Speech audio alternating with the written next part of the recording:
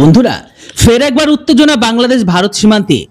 আবারও বাংলাদেশ সে আগের মতো তুরস্ক থেকে কেনা ড্রোনকে সীমানায় মোতায়েন করলো। বাংলাদেশ আর ভারত সীমান্তের কাছে নজরদারির জন্য তুরস্কের TB2 বাইরাক্তার ড্রোনকে মোতায়েন করেছে তারা, যা পাকিস্তানের সাথে বাংলাদেশের ক্রমবর্ধমান সামরিক সম্পর্ক নিয়ে উদ্বেগ সৃষ্টি করছে। পাকিস্তানের সঙ্গে বাংলাদেশের ঘনিষ্ঠ সামরিক সম্পর্ক নিয়ে উদ্বেগ প্রকাশ করেছে ভারত। বা সামনে আসছে নতুন তথ্য।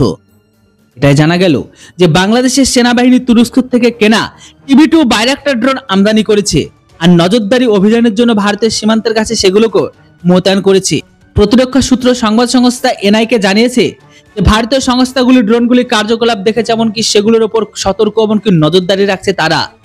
সূত্রতে এটাও জানা যাচ্ছে যে গত কয়েক মাস ধরে ড্রোনগুলোকে উড়তে দেখা গেছে, এমনকি ভারতের সঙ্গে সীমান্তবর্তী তাদের নিজস্ব অঞ্চলের ভিতরে উড়েছে।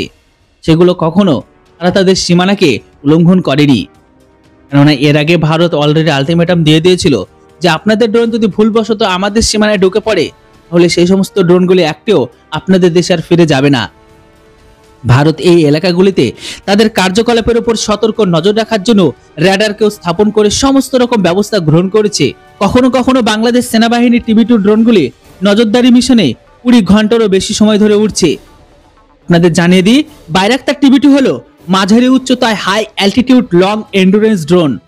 এটি তুরস্কের প্রতিরক্ষা শিল্পের অন্যতম বৃহৎ একটি সাফল্য, কেননা এই ড্রোনটি বর্তমান সময়ে চলা যুদ্ধে অর্থাৎ আর্মেনিয়া আর আজারবাইজান যুদ্ধে গেম চেঞ্জার রূপে পরিণত হয়েছিল। মানববিহীন ড্রোনটি আকাশ থেকে নিচে আক্রমণ করা সম্ভব, আর এই ড্রোনটি সেখানে সব থেকে বেশি কার্যকর যেখানে কোনো এয়ার ডিফেন্স সিস্টেম নেই বা কোনো রকম রাডার স্থাপন করা নেই। বর্তমান সময়ে এই ড্রোনটা যতটা আর্মেনিয়া আজারবাইজান যুদ্ধে বা নাগার্নো কারাবাখ যুদ্ধে যতটা গেম চেঞ্জার রূপে পরিণত হয়েছিল, ঠিক ততটা ফেলিওর প্রমাণিত হয়েছে রাশিয়া আর ইউক্রেনের যুদ্ধে।